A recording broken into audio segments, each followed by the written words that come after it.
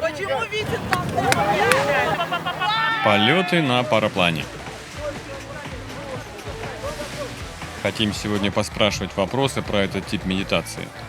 И для этого специально приехали из Ташкента на горку около поселка Болгалы. На парапланерные соревнования на точность приземления имени Константина Требесовского.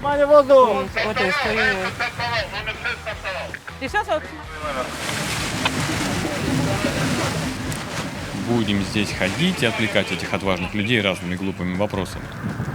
Кстати, сегодня здесь же проводится и забег в честь Дня Земли.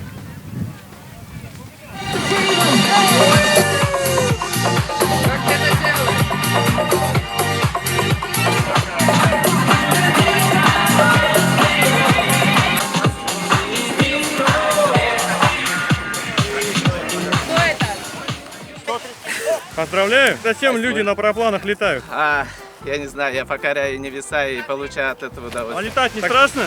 Страшно? А зачем летаете, если страшно? Ну, нравится. Болеем этим. Неизлечимая болезнь. Аня, скажите, а почему люди летают на параплане? Зачем?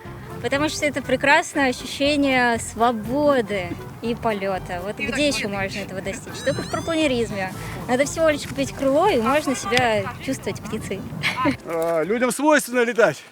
Это наше шестое чувство. Наши предки, видимо, когда-то летали, поэтому, взлетая на параплане, вы не испытываете ни страха, ни дискомфорта. Вы просто чувствуете удовольствие. Это такое вот непонятное чувство, которое человек не может объяснить. Его надо просто испытать. Каждому нужно попробовать. Воздух. Вы сейчас летели, не страшно было? Немного. 6-й раз на параплане. А как вы попали в этот спорт? Что вас мотивировало? Жизнь плохая, что ли? Нет, жизнь хорошая, поэтому хочется еще больше удовольствий. Вот. А так всем советую. Это из всего, чем занимался, самое лучшее, самое интересное и самое красивое, наверное. Все в парапланы. Я летаю, потому что для меня это другая жизнь. Я отключаюсь от своей жизни и проживаю новую жизнь, пока я в воздухе. Внимательно, внимательно. Давай, внимательно, внимательно.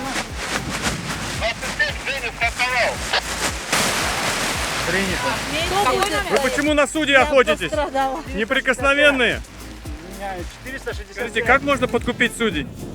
Судьи неподкупные, потому что они честны и порядочны. Люди летают, чтобы ощущать себя свободными. Это удовольствие. Если один раз попробовать вот этот полет, он надолго остается. Если человек уже почувствовал, то он будет летать дальше и дальше. Это тяга. Зависимость? Зависимость есть, да, обычная зависимость есть. Скажите, пожалуйста, а как вы от птиц отбиваетесь в полете? Руками, ногами, криками, свистками, песнями. Обычно гимн Советского Союза очень хорошо помогает. Птицы боятся гимна? Да, еще как. Советского Союза тем более. А как вы птиц отпугиваете, чтобы они не заклевали вас? Надо очень громко кричать, и они сразу же понимают этот человеческий язык. А я слышал, что танцы в воздухе отпугивают.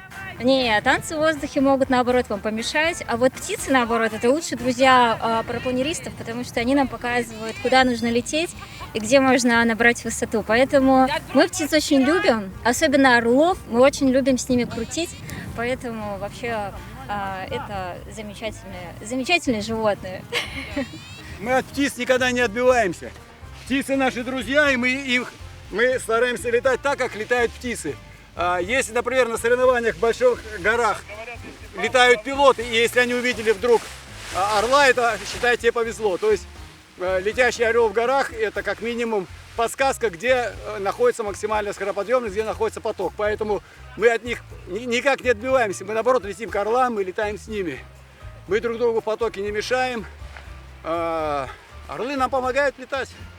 Мало того, это красиво и захватывающе, и плюс это всегда подсказка. То есть такая вот подсказочка на соревнованиях. А вообще дорогой вид спорта? Ну, да. Есть затраты. Крыло, снаряжение тоже. И сколько в целом стоит?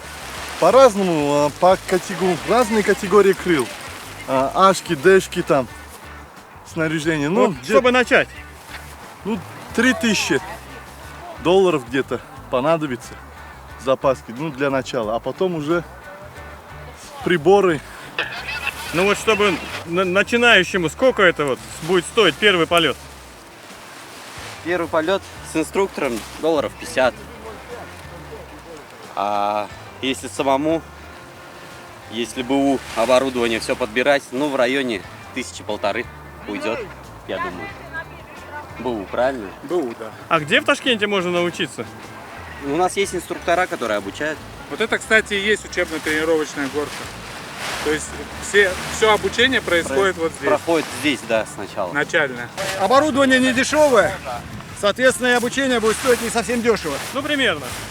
Ну, примерно это же зависит от того, на вашем оборудовании вас будут учить или на своем. Если на своем, то это будет учитываться амортизация оборудования. Новое крыло стоит от 1500 до 3000 евро, долларов. Соответственно, и обучение будет стоить где-то 500-600, не менее того. Если это ваше крыло, ваше, то это будет дешевле, там по договоренности. А вы телефончик не подскажете?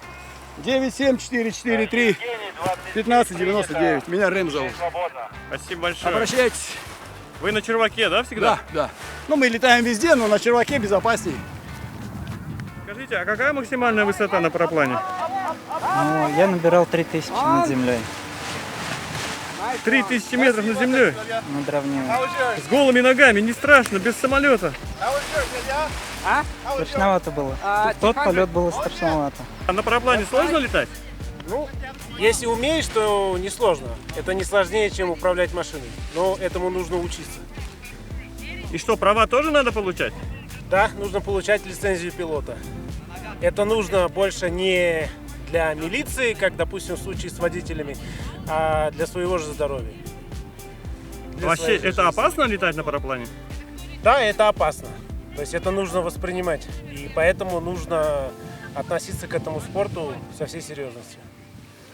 А вообще дорогой вид спорта? Да, относительно. Ну, он дорогой, если сравнивать со сноубордом, то оборудование стоит гораздо дороже, чем, допустим, горнолыжное. Но зато сами полеты деньги не требуют. Ты поднимаешься пешком на гору и взлетаешь. Сколько стоит новая полностью обвеска с парапланом? Полностью новую можно уложиться $1002. Если брать БУ, спокойно в 1,5, а то и меньше. Но БУ оборудование надо проверять, за этим следите. А курс обучения сколько стоит? Курс обучения обучаюсь прекрасным инструктором местным, Рустам Акя. Целиком от и до курс обойдется $600. Как по мне, за то, чтобы получить и безопасно получить отличный навык полетов где угодно по всему миру, это хорошие деньги. Дядь Гриш, да. А давно начали? Ну, у нас в 91-92 году работала швейцарская фирма, вертолетное катание на лыжах, сноуборде организовали. Это первое в Союзе было. Я с ними работал гидом, и они мне сказали, мы все еще летаем. Они профессионалы в горах, альпинисты высшего уровня, лыжники, все еще летали. Привезли мне первый учебный параплан, по-английски объяснили, как им пользоваться. Я и сейчас плохо знаю, тогда я вообще, я думаю, 5-ю часть понял того, что они рассказывали. Так вы И сами я учились, что ли? Учился сам, и это очень опасно. Было много травм. Хорошо, что я учился зимой, и были падения на старте, и на финише такие, скользящие в снег, и я живой остался. Но были серьезные травмы, вплоть до перелома позвоночника, а тогда не было ни сотовой связи, ни радиосвязи. И я упал в Чимгане за горой, думаю, меня даже искать никто не будет, я живу один. Хочу, ушел там с парапланом, хочу с лыжами, думаю, надо вылазить, и вылез еще и параплан на себе вытащить. Так что это очень опасно, и так нельзя учиться. Сейчас все летают группами, у всех рации есть, и есть и видео, интернет, то есть безопасное обучение, безопасные полеты. А так как я учился, это совершенно... В одной умной книге написано, если вы самоучка, то вы получаете сведения от очень некомпетентного человека, и многие, кто учились сами, живы до сих пор.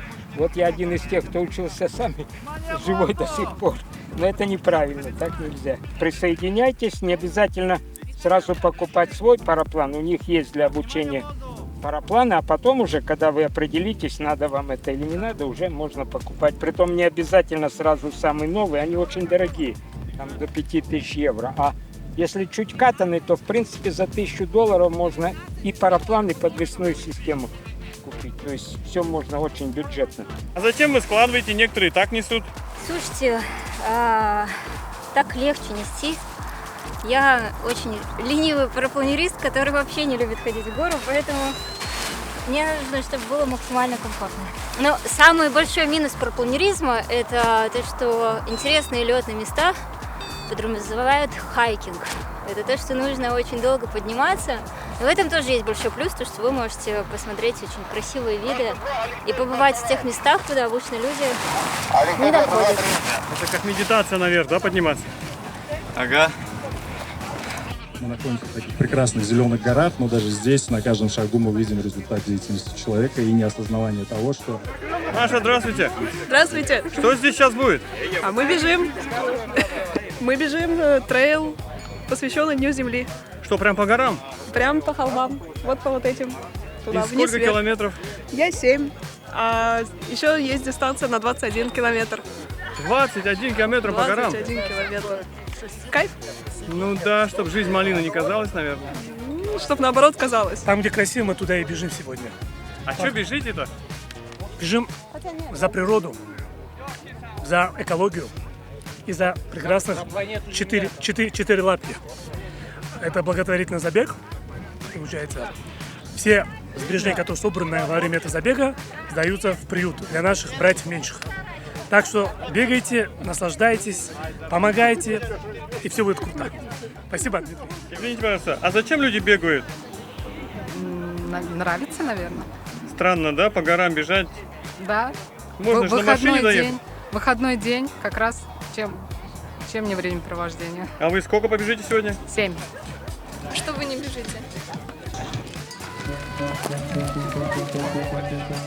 Так что в свой выходной день сидите, пожалуйста, дома, а мы будем ходить и снимать для вас интересные места и моменты. Ну, пока.